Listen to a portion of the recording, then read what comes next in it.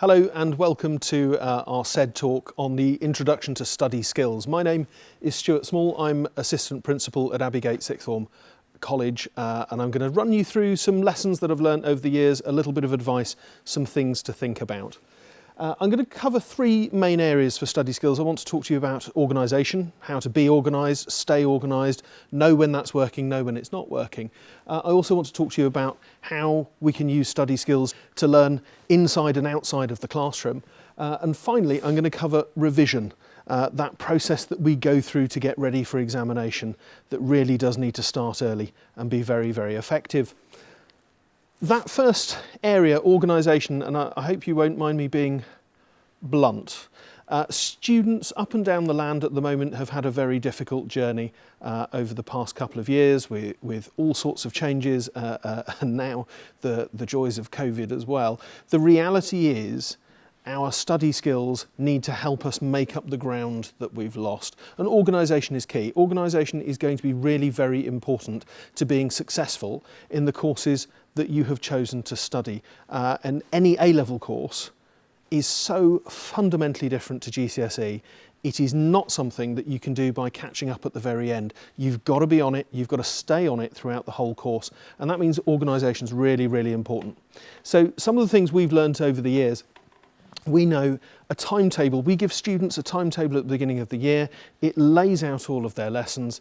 And students who often struggle with organisation leave that timetable there. The people who don't struggle with organisation take that timetable as a starting point and start to build around it. What can happen before, in between lessons, after lessons into the evening, knowing when is time for work and knowing when is time for play, that is vital, and getting that balance right is going to be key to being successful on any academic course. Getting yourself a planner and a diary and staying organised. The mobile phone is revolutionary and it can be a huge tool to keep you right when it comes to your learning. From using the diary function, from using reminders, from setting yourself lists and targets, what a tool. Use it, embrace it, use it for everything else. Why not for this? Finding a space to work and a time to work is really also very important. If you don't have a space where you can sit, block out noise, think, put distractions beyond reach, then staying organised and staying on top of a fairly relentless cycle, that's going to be harder and harder and harder. So really look around you. That place can be at college, that place can be at home. Ideally, I would scope out several places that you can work. Many of us in busy jobs have quirky routines. One of mine is that I will go and sit in a coffee shop of a weekend and I will do my marking there because I need a bit of noise. But I don't want conversation, I don't want distraction. So find those places that work for you, use them regularly, keep them organised. You will now generate more notes, more work, more marking, more feedback than at any other point in your educational career. You're going to be, if you're not careful, flooded by information that you're going to need. The inexperienced student, right, halfway through GCSE, for example, would probably be the person who goes to lessons and thinks they can keep it all in their head. They don't need notes, or they think notes are just there basically to use in the lesson to help them form the memory, and then they get put in a bag and they sort of rot there. That can no longer be the case. Now we need to use those notes, they need to be structured. That means we need to look after them and keep keep coming back to them, revisiting knowledge so that it sticks and it stays in the mind. All of that can sound fairly relentless so far, can't it? So really, you set yourself goals, but you've also got to reward yourself. Targets. You've done something, you've met a target, you've completed something, so give yourself a break, give yourself a pat on the back. In my case, it's food treats, so that's probably something I'm going to have to stop. But ultimately, we've all got to make this process one that we can enjoy doing. For me, organisation is linked intrinsically to communication.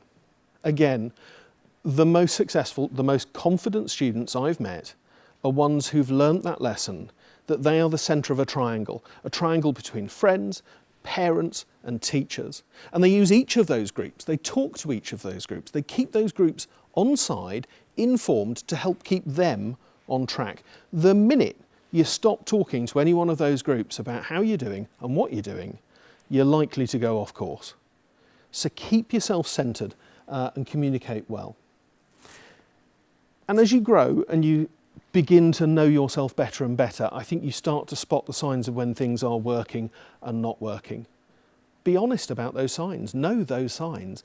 If you know that people having a go in the background because deadlines aren't being met, if that's the sign, what do? Who could we talk to? Who could we open up to and ask for help to get back on track? Right? Weakness, if there is one, is not about getting things wrong. It's not about making mistakes. It's not learning from it. It's not saying, okay, I need to sort it out.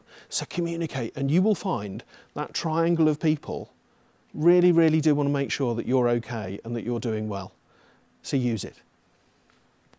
Now, in the classroom, study skills are vital. In whatever setting, whatever set of courses you've taken, you are going to be asked to use a set of study skills in a particular way. A main one is about reading. Reading is vital to learning. You can't do one really effectively without the other. And there are some basic skills, you'll probably already know many of them, about skimming work very quickly to find sections so that you don't have to read whole sections of books, scanning for particular words to find. That's all about locating information. For me, there is a power in reading things twice. Think about reading for a moment. It's normally complicated, it's normally challenging. Teachers like me are normally putting something in front of you that is harder. We want you to embrace it. But equally, I know, whenever we read something difficult, the brain is thinking about the words it does and doesn't know, the order, the sequence. It's not thinking about the meaning. Most of the time when we read something once, we haven't really comprehended what it's talking about.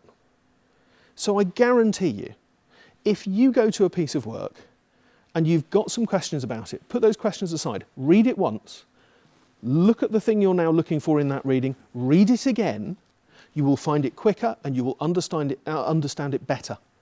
And therefore you will learn more powerfully and more effectively. Read twice. You've got to make reading active wherever possible. Why not be highlighting, be annotating, be putting those notes in the side of your book that keep you on track? There is a power when you're reading of thinking about the other things you've read. How does this link? What does that suggest about other things we've talked about in the classroom? What about that discussion we had weeks ago? So look for those opportunities to connect what you're reading to what you have done and what is coming up.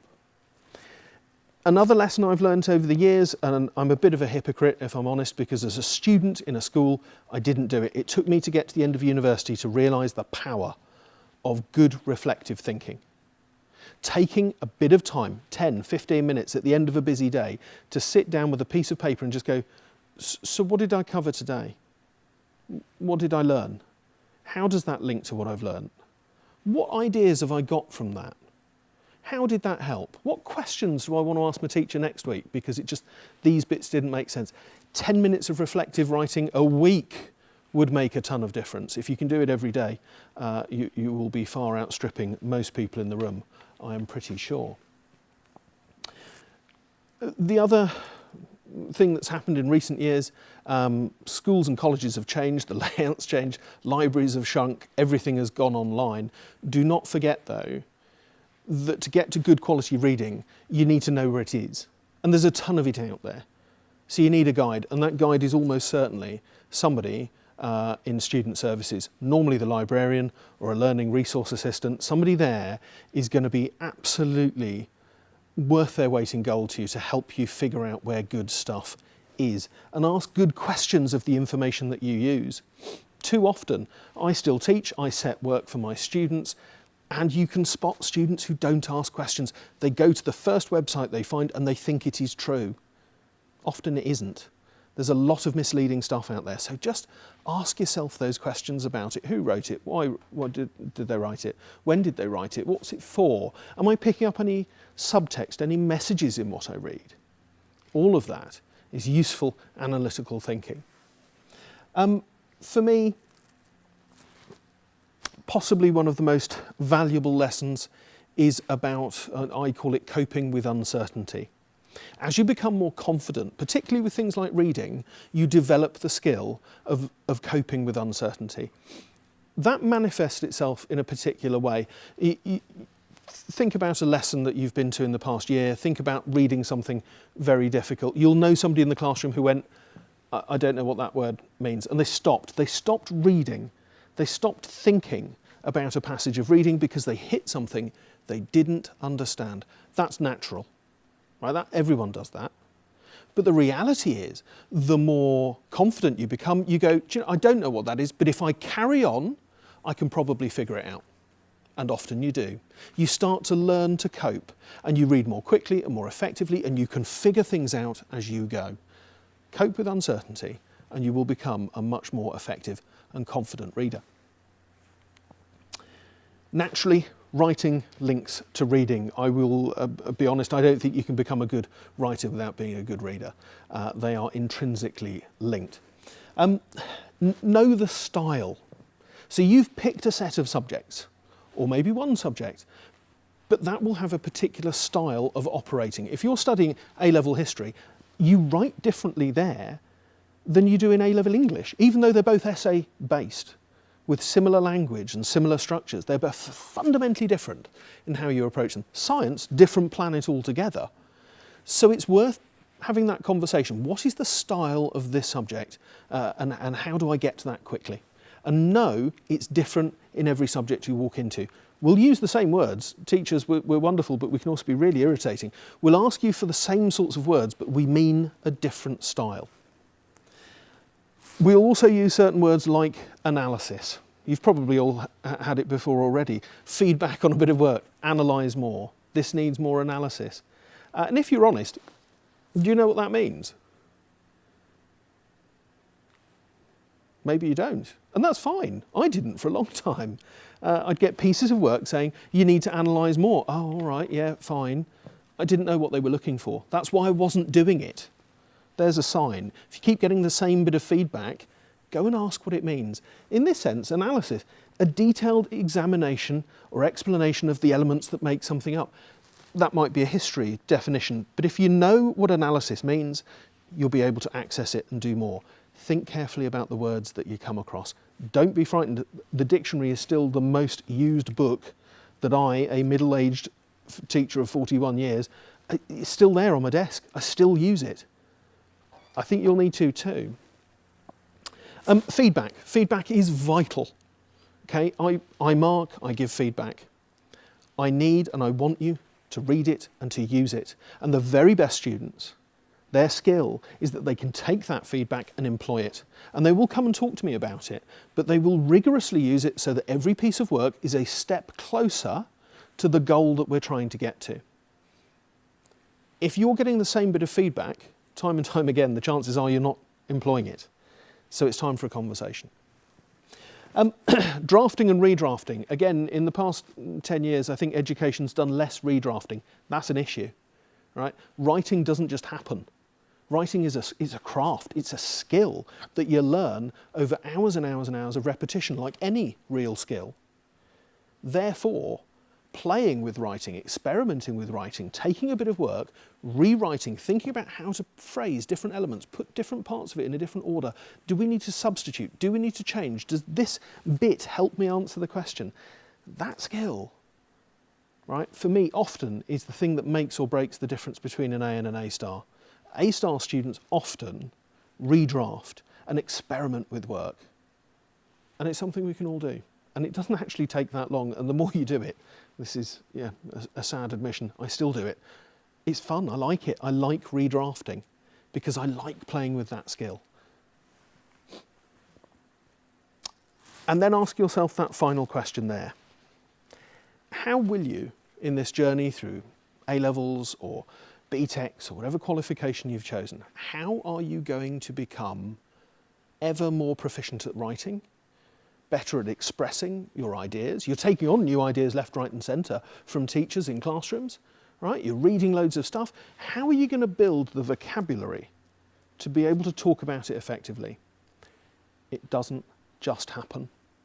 You've got to plan it, you've got to think about it. For me, in the background, good quality fiction will always help build people's vocabulary and their ability to see and understand different forms of communication and writing. The more you read, the better you will write. It is really that simple. Note making, again, is another area, if I'm honest, it's not valued enough when we're younger. You're looking at somebody who, like most teenage boys, sat in a classroom. I did make notes, but I didn't know what they were for. I just made them and they went in the bag and never saw them again until I hit A-level. And then suddenly there was too much knowledge. And what I realised very quickly, and I think many, many students do, is that note making can extend your thinking. It can help you be a better thinker. It can help you make more connections. It can help you understand more. Good notes help you learn.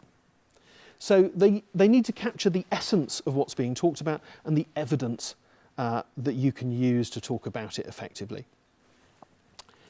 You can highlight things, you can rewrite notes. For me personally, diagrams, lists, structures, trying to make it visual allows you to analyse. Frequently I'll put things on a piece of paper, I'll lay them out, and then I will in another colour start to go, okay, so how do they link together? How do they connect? What's the hierarchy? I still do that now in my job. Yeah, don't think this is a skill that you just need for the qualification. These are skills for life as well as for learning. Show those structures. Share your notes with people. Look at different ways of doing it. Too often, you'll probably have heard it. You'll probably have heard people say things like, yeah, that doesn't work for me. I can't do it like that. I can only do it like this. Okay. My suggestion would be to rethink that, if I'm honest. Rethink it because we all learn by challenging ourselves to do things differently. Something might not click straight away. It might not happen straight away. Doesn't mean we don't keep trying and keep building and developing our skill set so it's bigger, broader, wider and better and therefore more effective. And make your notes work regularly. Too often they go in a bag, they're never seen. Bring them out, go through them, refresh that memory. A-level, degree, the future, the reality is that in all of those things to come, there's too much information. You're going to have to find a way of storing it and a way of bringing it back to life when you need it. Revision, we're nearly there. Revision. Again, if you're, let's say, just looking at joining an A-level or BTEC course, you've been through year 10, you've been through year 11, the chances are over the past couple of years, you've had a difficult journey. You may not have done as many exams. You may not have had to revise at all, but you will do. And revision is vital to good studying and good exam outcomes. And therefore, my advice is this: make it active, make it interesting. Just grinding through copying out a textbook for most people does not work. You've got to find as many ways as you can of taking what you've learned and expressing it in a different way, a different diagram, a different layout, a different discussion, a different quiz, a different activity. And the more you shake that up and the more you change it, the chances are the more you'll remember it. And that's really what revision is all about. For me, feedback needs to be in revision. If you at the end of a year start to lay out all of the essays, all of the tests, all of the bits of work, you will see your growth and your development. You'll be able to see what you're doing well. You'll be able to see where you still need to focus. That's vital to triangulate that just before you go into exams, isn't it? But it's not a process that you can just do at the end. Right? If you just spend a month before exams going through stuff, that won't be enough time. You will very quickly think, I wish I'd started earlier. If you've got exams in the summer, why not start in January? Little and often, drip feed it, fit it in, be organised, have that timetable. Yeah, these skills build on and help one another. And again, take breaks, give yourself rewards, be positive, and use that triangle. Friends, parents, teachers. Each one of those groups is there to help keep you on track. They care about you. They want you to do well. So use them, include them. Again, I look back and think, I never talked to my parents about my study. I sort of wanted to keep my life private. Big mistake, because I couldn't handle it yet. and all they wanted was to help me become better. Think about it. So that's it from me as an introduction to study skills, just some food for thought. 3 little things to think about as we finish. For me, the students who do well, yes, are organised, yes, they make good notes, yes, they revise, but they also do this. They have good routines, they get enough sleep, they get some exercise, they eat regularly, healthily, because all of those things affect how effectively you can study. They get the balance right between social time and work. And you need both, right? I'm not that old-fashioned. You need both, but you need them in balance. Sunday night, go to bed earlier. Yeah? Get yourself into school or college. Get yourself organised. Use the time well, but have some social time as well. Too much of one or the other probably won't work well. And then communicate. Keep talking. We're all here to help, so keep talking. Thank you for listening.